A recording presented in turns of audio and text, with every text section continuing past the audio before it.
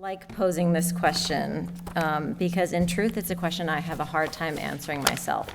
Does anybody know what a stylist does? So in truth, it's a really strange job because you're part furniture mover, professional packer, schlepper. You are an editor. You are a creative director. You are part decorator.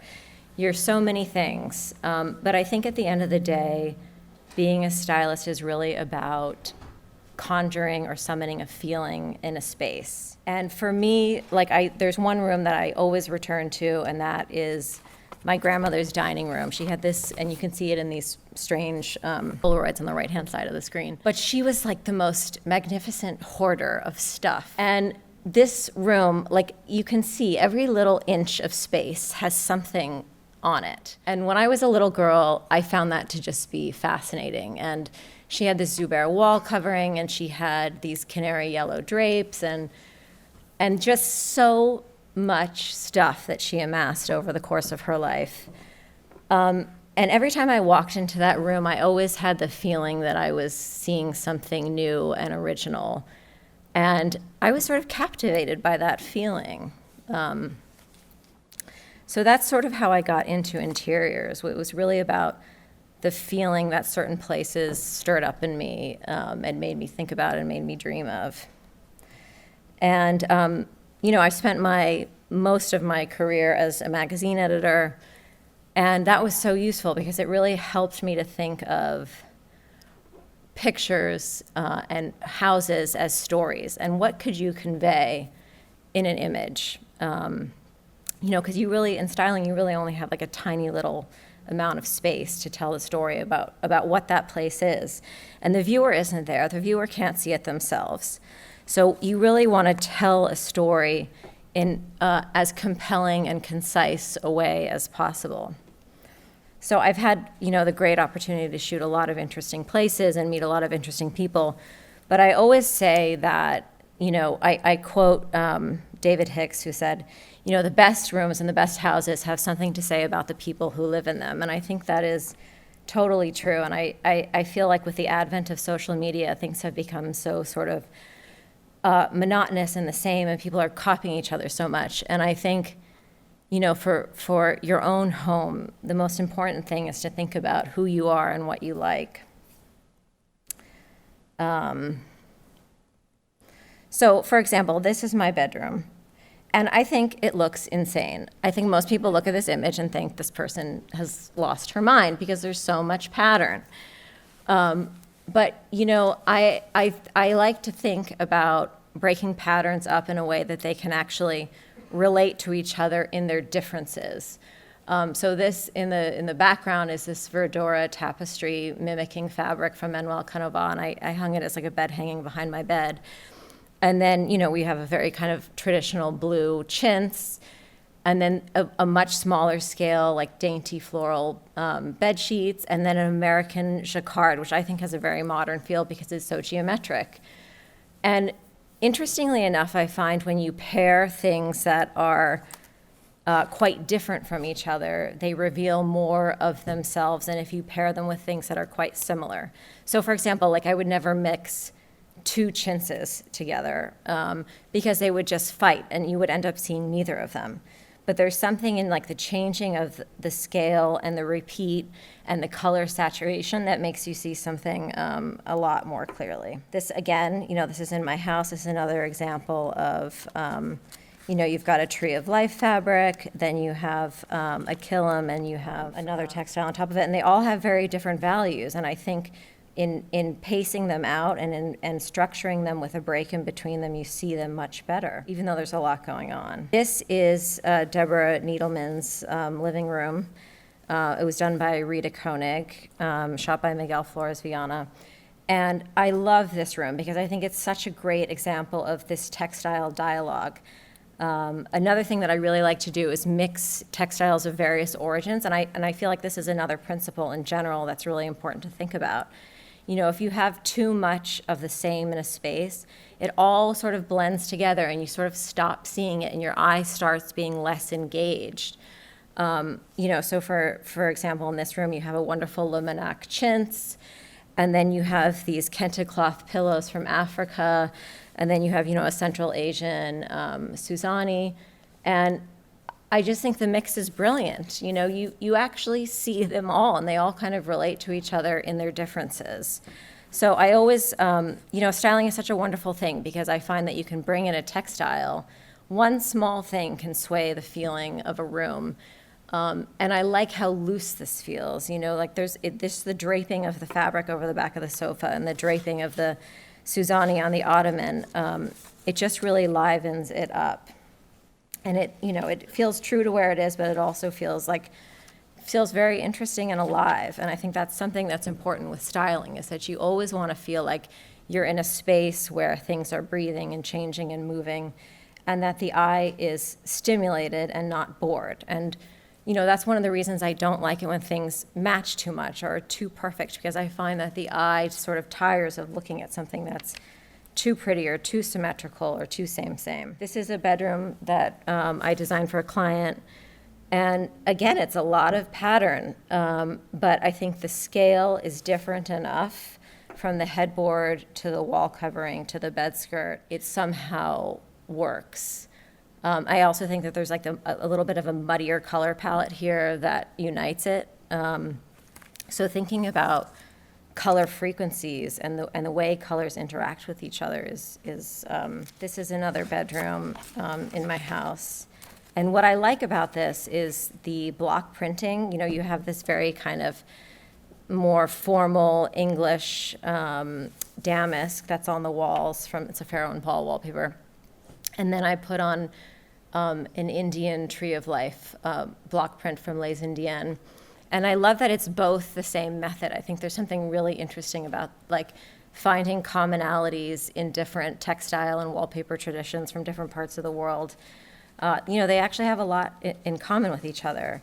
But when you look at them at first glance, they're quite different. But there's some kind of dialogue that comes out of putting the two of them together, I find, that I think is really kind of delightful and interesting. So on the left here, this is a dining room done by Kari McCabe and Nate McBride. It's in Rhode Island. And it's just really, I love these old houses with their low ceilings and their handmade, wood floors, and I just am perennially charmed by them. But anyways, that you see this wonderful Joseph Frank wallpaper on the walls. But otherwise, there's a lot of wood, and there's this big oppressive white ceiling in here. So what I said was, well, why don't we just, cover the dining table, which is, again, a wood table, a lot of surface there. And I said, well, let's just put this Swedish rug on it. And I love doing this because it speaks so much to the colors in the wallpaper, but it's such a departure. You go from something that's very florid, and really kind of sweet looking to something that's graphic and geometric with the geometry of that rug. I also just love putting rugs on tables. I think there's something really pretty about that for some reason. But anyway, I think finding something that balances textiles or patterns, but is also a departure from them, is something really that's great to think about. And then, on the right, this is something I think about as pattern in concept. So this was a dining room in Wisconsin, and the feeling to me was lace. That this room felt like the idea of French lace, and so the styling was all about sort of reinforcing that idea. So when I think about patterns, and I think about patterns in the home, it's not always surface decoration. A lot of times it's patterns in concepts or patterns in collecting. Here is the bedroom of my friends, Dana and Fritz Rohn. They have a wonderful antique store called Montage. But for me, what I really loved here was this play between the Chinese, Delft, and English porcelain, this blue and white porcelain, and having it make a connection with the textiles in the room. So this concept of blue and white, you see it in the textiles, you see it in the rug, in the coverlet, in the bed hanging, and then also in the porcelain. And I really like, there's something wonderful about rooms that thread the needle between different materials. This is my children's room. And again, it's just a riot of pattern. I don't know if it works or not, but I like it. And anyway, that curtain in the background is wonderful because it hides so much junk you wouldn't believe. Again, this is a sister parish bedroom. And, the patterns, it has a very sort of traditional toile feel to it. But I added this cantha at the foot of the bed there and this little red rug. And I found that the cantha really cut the preciousness of a room that feels a little bit perhaps more traditional.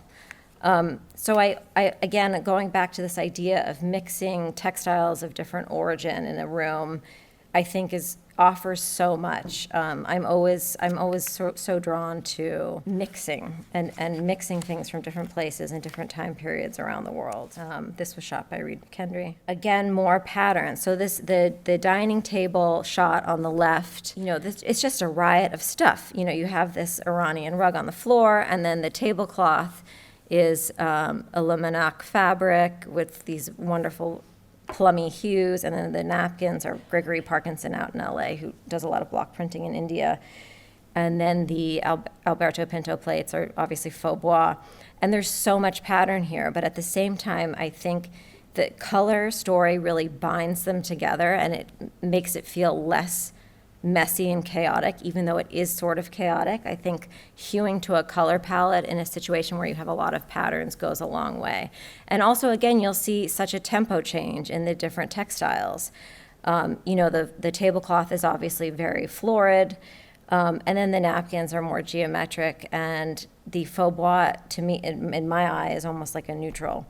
And I think when you are able to sort of separate patterns by type, it allows you to mix them more easily. And then on the right is a little fall vignette in my tea house, and I love the mix of the American coverlet with the Turkish pillows on it. I am a huge proponent and lover and fan and ardent admirer of color. I feel like there's this tendency right now in interiors where everything is just very, very, very, very neutral, everything neutral. And I totally respect that, but I just don't get down with neutral. I like color. So this is a really special room in Blair House, which is the president's guest house in DC that I had the pleasure of shooting this past summer. Well, it was recently refreshed by Mark Sykes, who did a really beautiful job. He brought in a lot of beautiful cream colors and some fresh shapes in there, and I think it really livens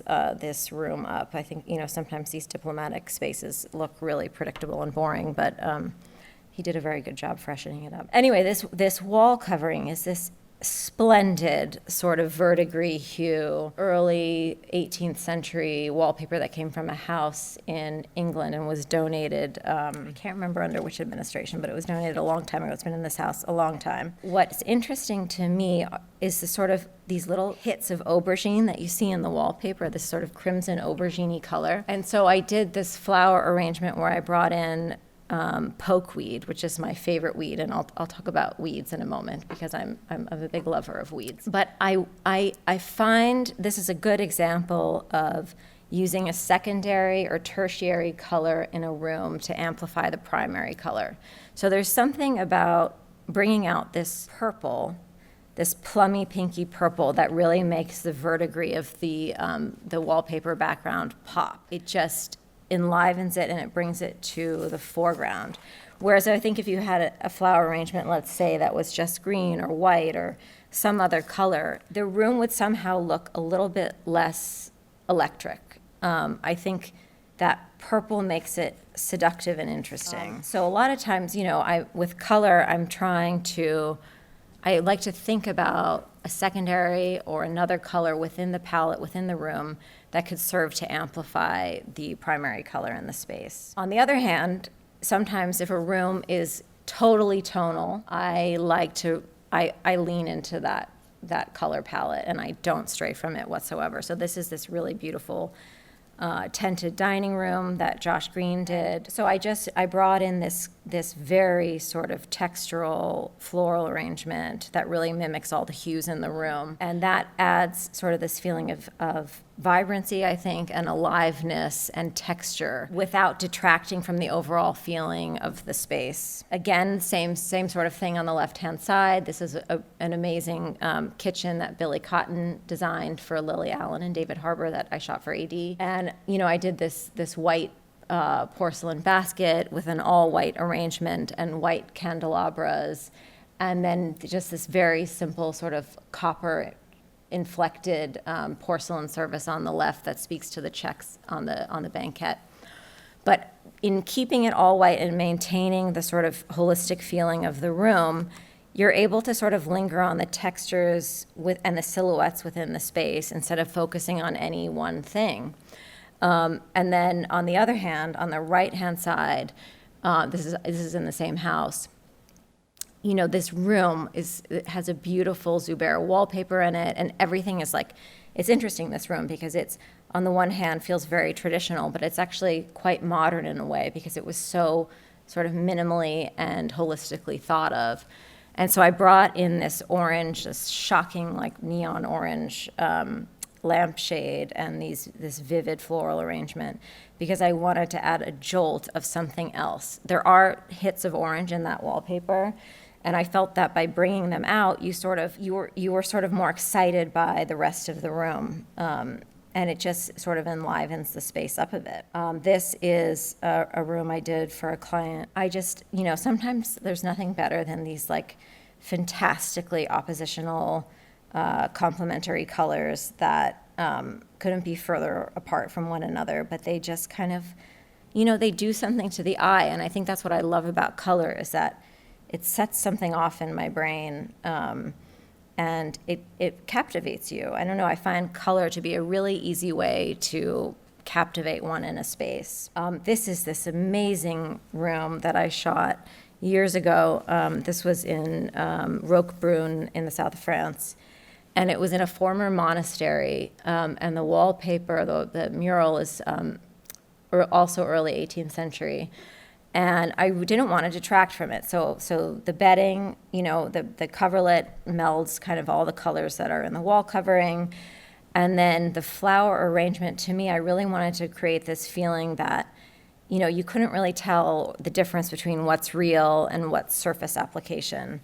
And I always like doing that with scenics. I like to kind of toe the line of surrealism a little bit and ask you, well, what is part of the pattern and what exists in reality? I think that's why I like scenic wallpaper so much. It's so transportive.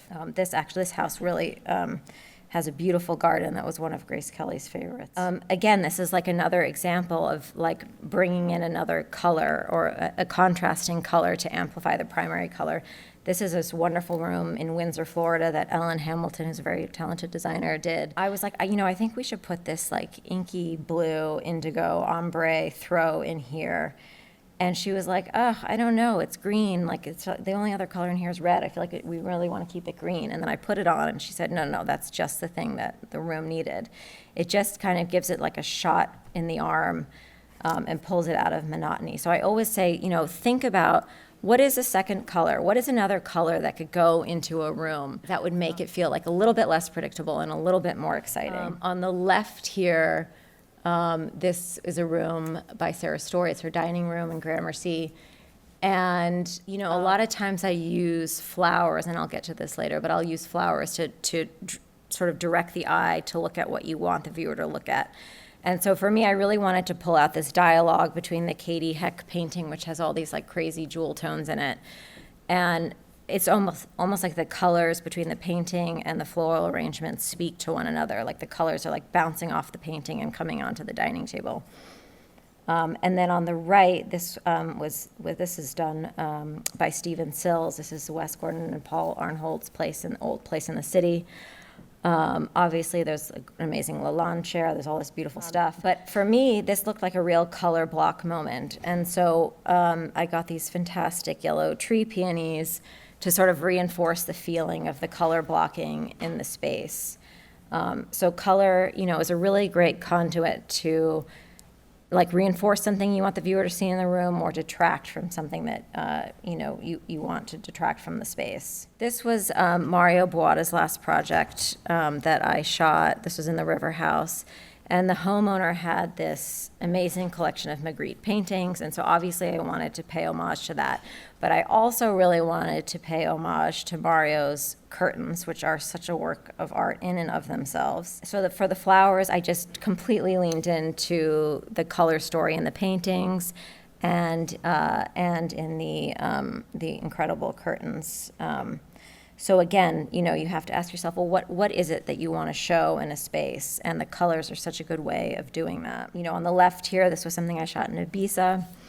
It had been done by Alberto Pinto. So obviously there was an amazing collection of china and glassware and tableware to use. Mural on the wall was a Portuguese tile, very blue and white, and then obviously like these hits of coral. And I wanted to sort of oppose that. So I brought in emerald and then these fuchsia bougainvillea, and it just kind of electrified that combination, I think. So that, you know, that's an example of bringing in some other color story just to sort of offer a departure or a juxtaposition from what the rest of the room looks like. On the right, this is a room that was done by Stephanie Shear Young in Castine, Maine, in a beautiful old historic house right on the green in Castine. But of course, you know, the dining room is so beautiful and so, you know, very traditionally American, beautifully appointed, all these lovely antiques. But I just kind of wanted to disrupt that a little bit. And she had this wonderful e-cot in another room, and I said, you know what, this would be such a great thing to use in the dining room because it's going to add a touch of something else in that space, but then also bring in the kind of enfilade feeling of the other colors in the other rooms, like that bright yellow, and then that deep orangey red that you see in the living room all the way at the end there. And so it was this wonderful way of uniting the other spaces into the dining room and also offering like a little bit of a counterpoint. And then the blue in that strange looking pot, it's like a coral looking pot, that was just this like electric zing, I felt, that kind of was just the right thing with all the sort of the browns and the taupey colors in that space. So I love that because I felt that those two elements made the antiques and the colors in that room sing. This was done by Francois Catrou, and this flower style is not really my style. I like things that look a little bit more unkempt and crazy looking. But so this was the homeowner wanted things that were a little bit more tight. And you know, being a stylist is actually a lot like being a politician or a diplomat. You always have to kind of keep sort of toe the line a little bit and keep your mouth shut and be polite. So anyway, I did what I had to do. But I will say that I did think about, okay, well, obviously there's this incredible Basquiat in this room. And so the point of the flowers for me is that I wanted to show direct the viewer directly to the painting. And again, like the flowers are sort of precisely the colors that are in the painting. And so flowers can be a wonderful instrument, and color is a wonderful instrument for directing the viewer, as I said earlier. So another thing that I always come back to in styling is this sort of juxtaposition between things that feel very kind of civilized and proper and things that feel totally out of control and wild. I love an element of wild in a space, and I think like harnessing oppositional elements in whether you're indoors and you're bringing a crazy branch into a living room, or you're outside in the wild and you're setting a very kind of fine table with silver and beautiful glasses. I find it to be just totally delightful visually. So I always encourage people, go outside, find a beautiful branch, bring it in. This is a great example of that. This is another room in Blair House in DC that Mark Sykes refreshed. And, you know, these houses, these diplomatic houses, they're so formal, they're so fussy. Everything is symmetrical. And as I said earlier, I have a very hard time with perfect symmetry. I really think you need something to disrupt symmetry to make it interesting, or even just to show that it's symmetrical.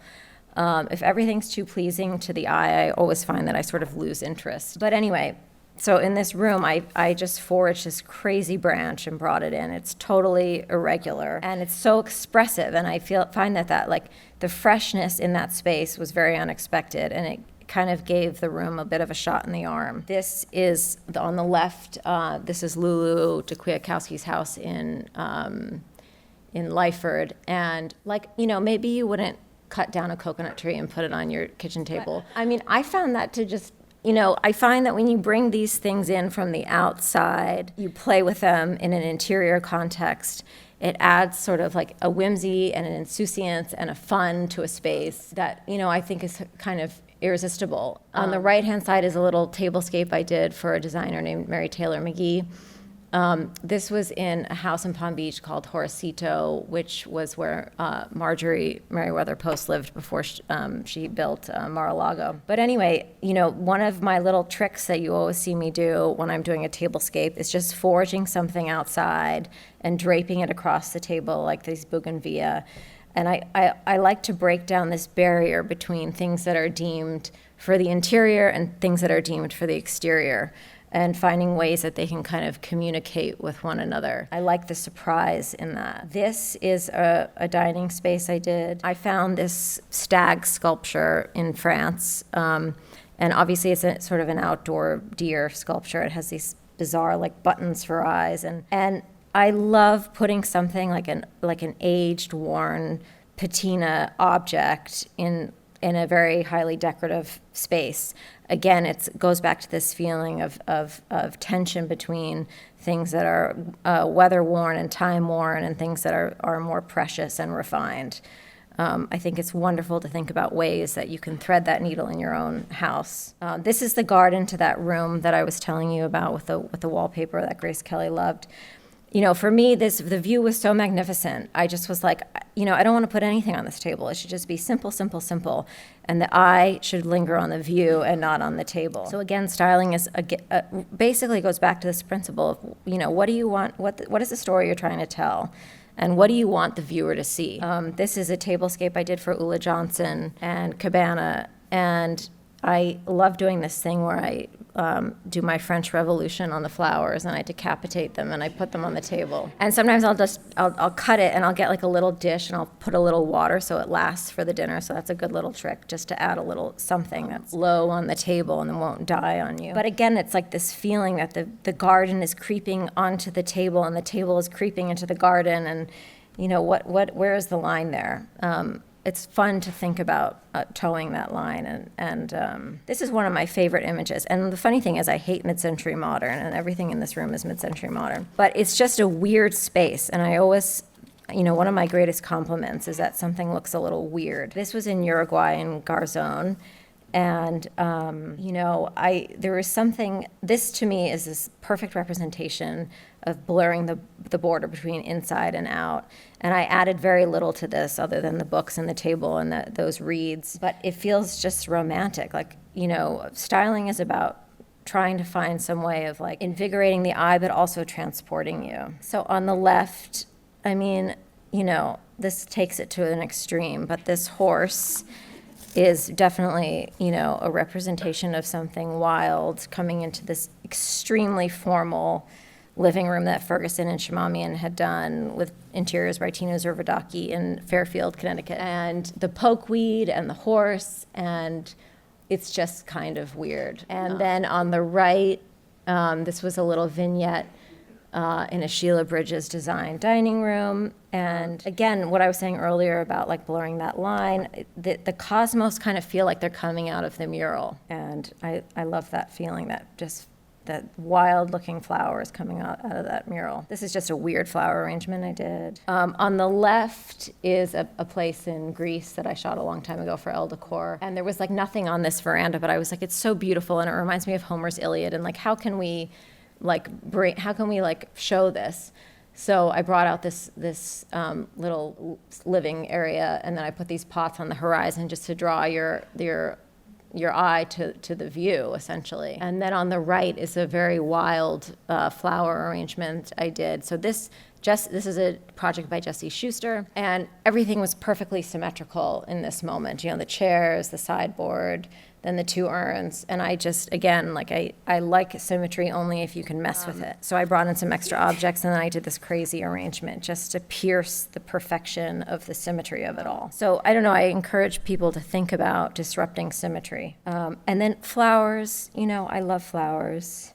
And I don't really love flowers just for flowers' sake. I love flowers for the way they can express something about a room, whether they're leaning into something that you want somebody to feel about the room, or whether you want flowers to lead the way to detract from something about the room.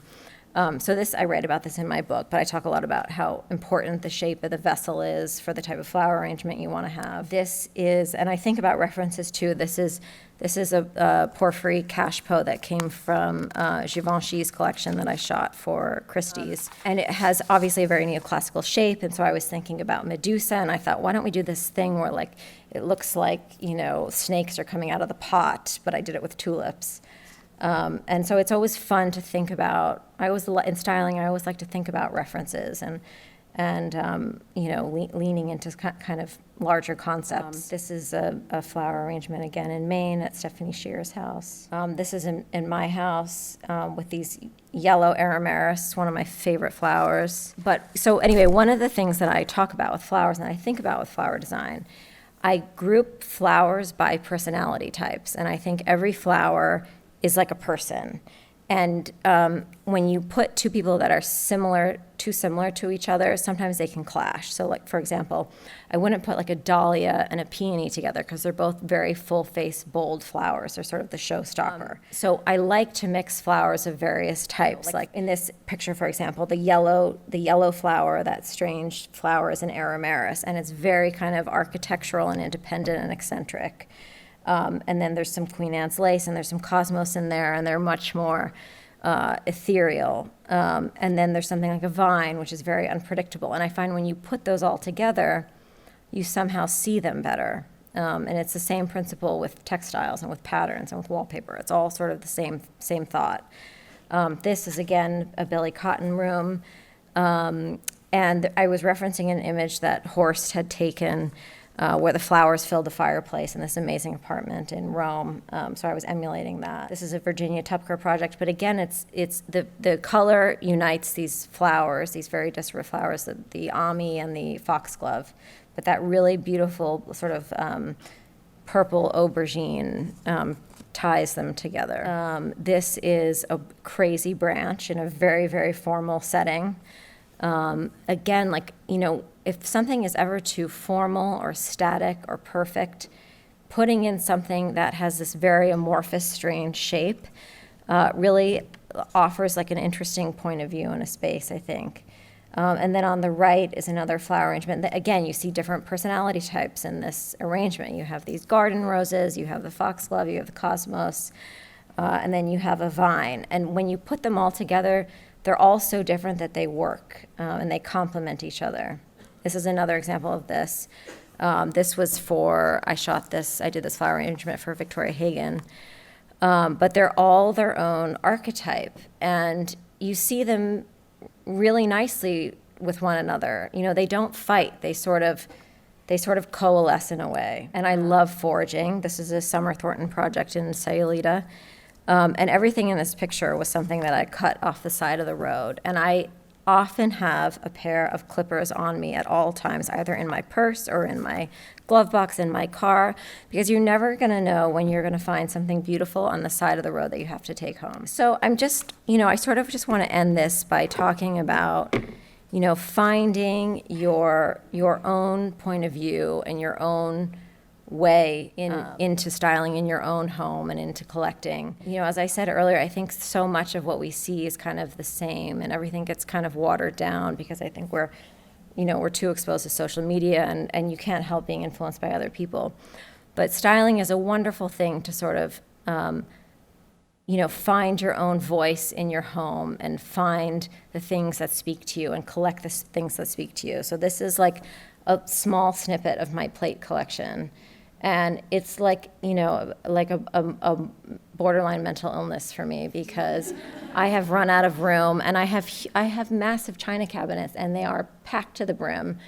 And I just love plates, for example. It's just, there's something about the circular nature of it that's very appeasing. Like, I hang them on the wall. But the thing that's nice about plates is that you can use them. And I think that's one of the reasons I love the decorative arts, is because it is an art form, and even better than that, it's something that you get to live with and enjoy and experience. So that's just going back to my penchant for the decorative arts. But anyway, Find the things that speak to you. Don't follow trends too much if it can be helped. Like, really figure out what it is that your eye responds to and bring it into your house. Textiles, this is a lot of pillows, but I love textiles. And then my other weird thing that I collect are these like bizarre lady portraits. Like, I don't know why. I don't know.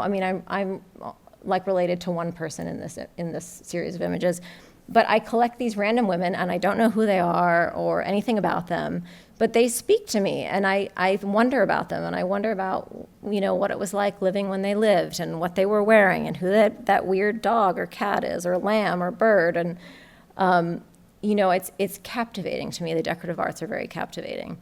And they make your home, like responding to what it is that you see that you're interested in makes your home and it makes it unique. And I think there's nothing better than living in a house that reflects, who you are and what your penchants are. Thank you all so much for joining me.